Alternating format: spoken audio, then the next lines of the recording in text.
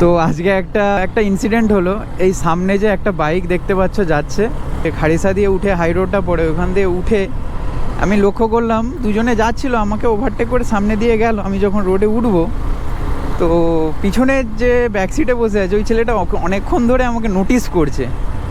তো আমি যেমন লাইক থাম্বনেল দেখাই, এই যে সাইনটা এখন খুব ভাইরাল, তো ওইটা দেখালাম। তো আমাকে দাঁড়িয়ে আমাকে জিজ্ঞেস করলো সব। তো ভাইদের সাথে কথা হলো। তো একটা জিনিস বলবো ভাই, যদি তুমি ভিডিওটা দেখে থাকো, তুমি যেভাবে গেলে খুব খারাপভাবে গেলে, ঠিক আছে? ওই রকমভাবে একদম গাড়ি চালিও না। হয়তো তুমি এইরকম আছে, আমি সত্যি যেটা স্পষ্ট কথা, তো স্পষ্ট কথাই বলছি, হয়তো তুমি ক্যামেরা দেখে একটু করার জন্যে তুমি গেলে, ঠিক আছে, কিন্তু তুমি যেভাবে হেলিয়ে টার্নিং মেরে গেলে, খুব বাজেভাবে গেলে তুমি। যদি ভিডিওটা দেখে থাকো তুমি ভাই, একটু সাবধানে ভাই। তুমি খুব সাডেন স্পিড তুলে তুমি সেই মানে কি বলবো, এই দিক ওই দিক করে করে তুমি চলে গেলে। যদি তুমি ভিডিওটা দেখো, একটু সাবধান হয়ে যাও। ওই রকম চালানো একদমই উচিত নয়, ঠিক আছে? আমার সোশ্যাল মেসেজ সবসময় এটাই থাকে যে ভাই জোরে চালাও, সব ঠিক আছে। আমি আগে ইউটিউবেও এই কথাটা বলতাম, ফেসবুকেও বলছি, ভাই জোরে চালাও, সবই ঠিক আছে, বাট যে সব অবস্থা বুঝে, সুযোগ বুঝে। আমি যেমন, তোমরা কতটা ভিজিবল আমি বুঝতে পারছি না, এই যে এই রুটটা একদম স্ট্রেট রুট, বাট এইখানে আমি জোরে চালাবো না, কারণ আমি জানি সামনে হচ্ছে ছাই খাদানের ডাম্পারগুলো যেগুলো বলে, ওইগুলো এই দিক ওই দিক হয়, রোডের এপার ওপার হয়। প্লাস দেখতেই পাচ্ছ সামনে গাড়ি আছে, সেই রকম স্পিড তোলার মতো অবস্থা নেই। রোড ফাঁকা থাকলে, ফ্রি থাকলে, গাড়ি না থাকলে তখন ভাই 100 কেন 200 স্পিডেও চালাও, আমার কোনো অসুবিধা নেই। বাট তুমি যেভাবে গাড়িগুলোকে কাট করে গেলে, আমারই ভয় লাগছিলো তুমি যেভাবে গেলে। তো সে যাই হোক, আজকে কোনো প্ল্যান করে বেরোইনি, অনেকটা সন্ধে হয়ে গেছে। অ্যাকচুয়ালি প্ল্যান ছিল বলতে, আজকে আমি যে এক্সাইডে কাজ করতাম, হলদিয়া এক্সাইডে, তো ওখানে যাদের সঙ্গে রুম নিয়ে থাকতাম, একসাথেই কাজও করতাম, তো একটা ছেলে, একটা বন্ধু আসার কথা ছিল আমাদের কোলাঘাটে। আমি একটু কাজ ছিল, আমি বেরিয়েছিলাম 12টার সময়, আবার চলে এসেছি, যেহেতু ওর সাথে অনেক দিন দেখা সাক্ষাৎ হয়নি। তো দেখলাম ও এখনও ফোন করেনি, আমিও ফোন করলাম, ফোন তোলেনি। তো ওই জন্যে ভাবলাম সকালে বেরোয়নি, এখন তো মাস্ট বি বেরোতে হবে। দেখা যাক, যদি ফোন করে তাহলে আবার ইউটার্ন নিয়ে চলে যাব, সেটা কোনো অসুবিধা নেই। 10-15 মিনিট লাগবে। একটু আগে সূর্যটা দারুণ লাগছিল, একদম লাল আভা হয়ে সূর্যটা অস্ত যাচ্ছিল, সানসেটটা দারুণ লাগছিল। আমাকে মহাদেব ফোন করেছে মনে হচ্ছে, কারণ ফোনে রিংটোন বাজছে। তো তোমাদেরকে বলছিলাম যে নিশ্চয়ই মনে হয় ওই ফোন করেছে। তো ওই ফোন করেছিল, ও আমাকে বললো সবে বেরোচ্ছি, তোকে আমি কোলাঘাটে গিয়ে ফোন করছি। তো ও আস্তে আস্তে মোটামুটি যখনকে আসবে, আমি একটু রাউন্ড আপ করে আবার চলে আসব। কদিন বৃষ্টি হওয়ার জন্যে বাইকটাও একদম যা ইচ্ছে তাই অবস্থা হয়ে আছে, কারণ কদিনই তো টানা বৃষ্টি হচ্ছে। তো মিডিলে 1-2 দিন মনে হয় বাইকটা বের করেছিলাম, তো সেই সময়ে কাদা হয়ে গিয়েছে, খুব বাজে অবস্থায় আছে।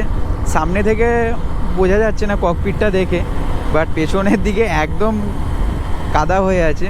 অ্যাকচুয়ালি বাইকটা ধোয়াবো, একটু ওয়েট করছি, কারণ যেহেতু সিরামিক কোটিং করিয়েছি, তো সেহেতু দাদা বলেছে যে কোনো শ্যাম্পু ইউজ না করতে। দাদা একটা শ্যাম্পু সাজেস্ট করেছে, ওই শ্যাম্পুটাই অর্ডার দেওয়া আছে অনলাইনে।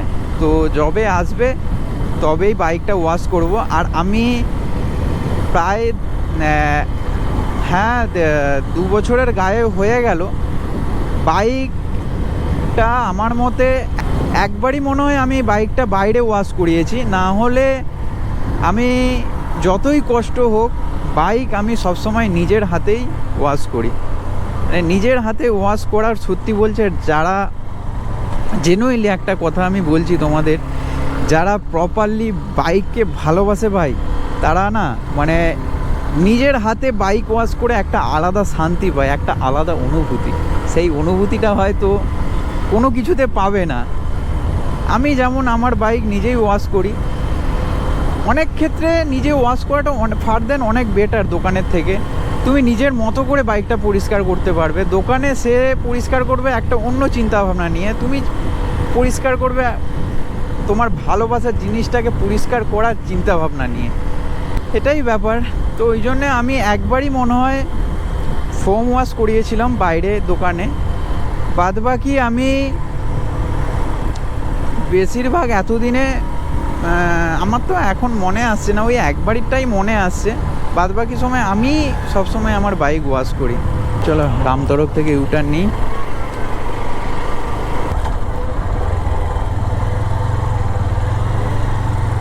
নর্মাল স্পিড মেনটেন করেই যাই, কারণ ওর আসতে একটু দেরি হবে আমি জানি। তো সেহেতু নর্মাল স্পিডে যাই, ও আস্তে আস্তে মোটামুটি আমিও পৌঁছে যাব একদম টাইমিং।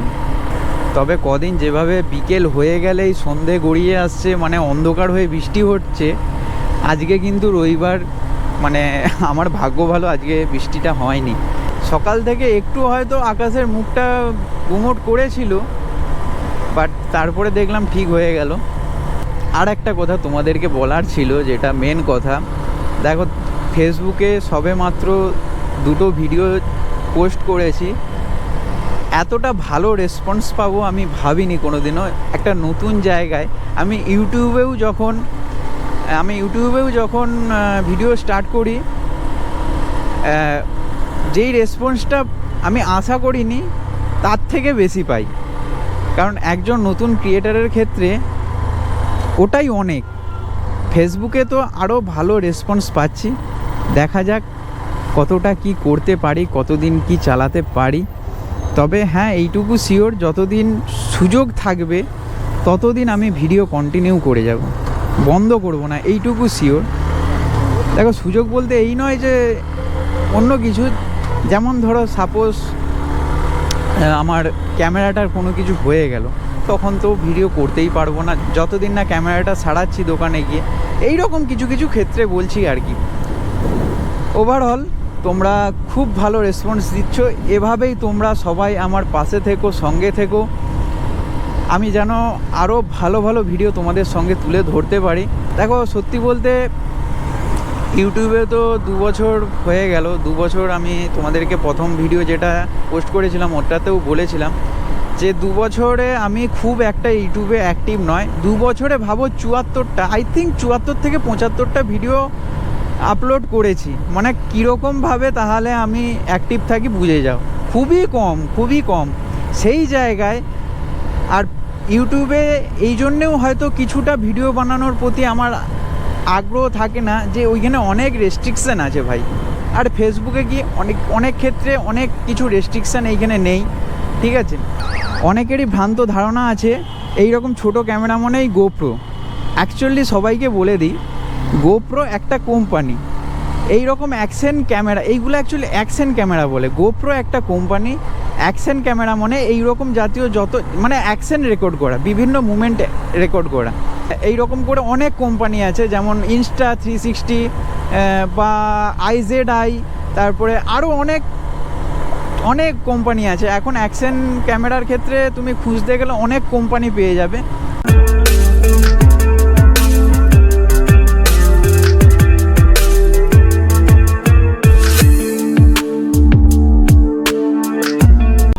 তো এই হচ্ছে মহাদেব হেলমেট পরে নিয়েছে, আর মহাদেবের সাথে এসেছে মহাদেবই পাড়ার ছেলে, বন্ধুই বলা যেতে পারে।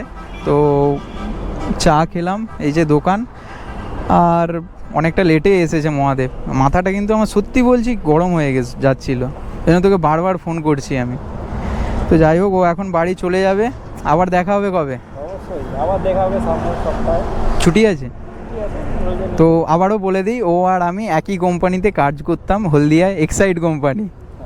অনেক স্মৃতি আছে ভাইয়ের সাথে, ঠিক আছে। তো আজকে হঠাৎ প্রোগ্রামে ও আমাকে ফোন করেছিল যে ও আসবে, তো সেহেতু দেখা হলো, আড্ডা হলো। এইবারে যাবো বাড়ির দিকে।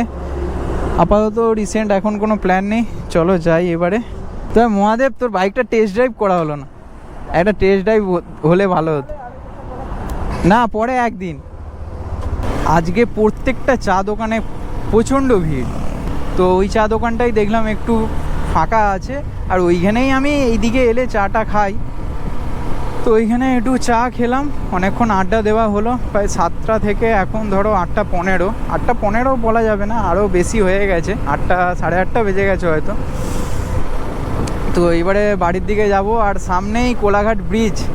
আজকে কোলাঘাট ব্রিজে স্ট্রিট লাইটগুলো যে আছে ওইগুলো জ্বলছে না কেন আমি জানি না, লাইটগুলো জ্বললে দারুণ লাগে কোলাঘাট ব্রিজটা। আর একটা জিনিস কি, এই কোলাঘাট ব্রিজ এমন একটা জায়গা, মানে এমন কোনো ব্লগার নেই যে কোলাঘাট পাস করার সময় এইখানের ভিডিও দেবে না বা ছবি তুলবে না এইখানে দাঁড়িয়ে, এমন কোনো ব্লগার নেই। বিশেষ করে যারা মোটো ব্লগার আছে, অ্যাকচুয়ালি বিশেষ করে যারা মোটো ব্লগার আছে, তারা কোলাঘাট পাস হওয়ার সময় এইখানে দাঁড়াবেই, একদম মাস্ট বি 100% শিওর। আর এইখানে দাঁড়িয়ে এই কোলাঘাট ব্রিজটাকে তোমাদেরকে দেখাবে। বাপ রে, জিনিস দেখিয়ে দিই। এই যে দেখো, শের পাঞ্জাব হোটেল অ্যান্ড রেস্টুরেন্ট, শের পাঞ্জাব। তো আজকে ভিডিওটা এখানেই শেষ করছি, দেখা হচ্ছে নেক্সট ভিডিওতে। ভিডিওটা ভালো লাগলে একটা লাইক দিয়ে একটা কমেন্ট করে আমাকে অ্যাপ্রিসিয়েট করবে, আর আমার পেজটাকে ফলো করে নেবে। যারা ইউটিউব থেকে ভিডিওটা দেখছো, চ্যানেলটাকে সাবস্ক্রাইব করে বেল আইকনটা অল করে দেবে। বলছি মনেই যে করতে হবে, এর কোনো মানে নেই। ভিডিওটা যদি ভালো লেগে থাকে তবেই করো। আর যেহেতু আমি ফেসবুকে নতুন ভিডিও বানাচ্ছি, তো তোমাদের কিছু ফিডব্যাক থাকলে, যদি কিছু ফিডব্যাক দিতে পারো, তাহলে অবশ্যই সেটা আমাকে কমেন্টে জানাবে। দেখা হচ্ছে নেক্সট ভিডিওতে। সবাই ভালো থাকবে, সুস্থ থাকবে। Tata, good bye.